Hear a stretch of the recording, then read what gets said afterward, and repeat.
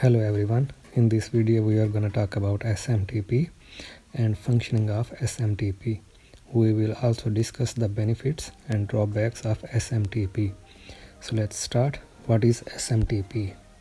SMTP stands for Simple Mail Transfer Protocol. SMTP is a protocol designed to transfer electronic mail reliably and efficiently. SMTP is a push protocol and is used to send the email, whereas POP and IMAP are used to retrieve emails on the end user side. SMTP uses TCP protocol which guarantees the email delivery. SMTP transfers emails between systems and notifies on incoming emails. Using SMTP, a client can transfer an email to another client on the same network or another network through a gateway access available to both networks. In a simple sense, SMTP is like a mailman who picks up the mail from our mailbox and then finds a correct way to deliver it to the destination. Let's talk about the functioning of SMTP. The functioning of SMTP server can be broken down into 3 stages using a client-server model. In the first stage, an email server uses SMTP to send a message from an email client such as Outlook or Gmail to an email server. In the second stage, the email server uses SMTP as a gateway service to send the email to the receiving email server. In the third stage, receiving server uses an email client to download incoming mail via IMAP, POP3 and place it in the inbox of the recipient. Let's have a look at an example to simplify the SMTP protocol and understand the clear picture of email flow. Let's consider 2 persons, Tom and Jerry.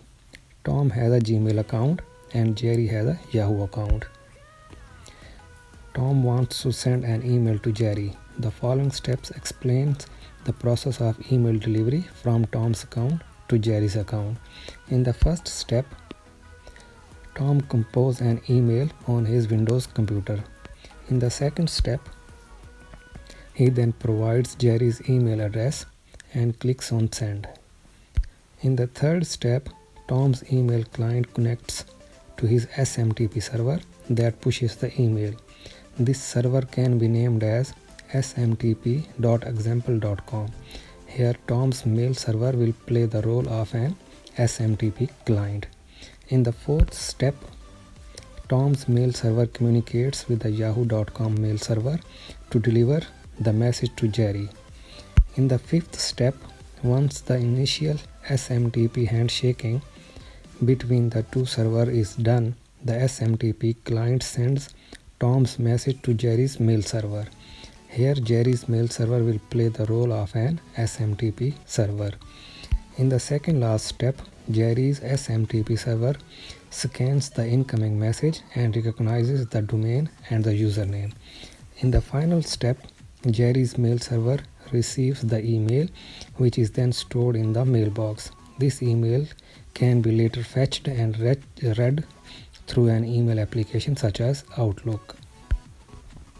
Let's talk about the advantages. First one, ease of installation. Second one, connects to any system without any restriction. Last one, it doesn't need any development from your side. There are a couple of disadvantages. First one, back and forth conversations between servers can delay sending a message and also increases the chance of the message not being delivered. Second one, certain firewalls can block the ports used with SMTP. Alright, well, this was all about today's learning. Thanks for watching. Please subscribe to my channel. See you in the next video. Goodbye.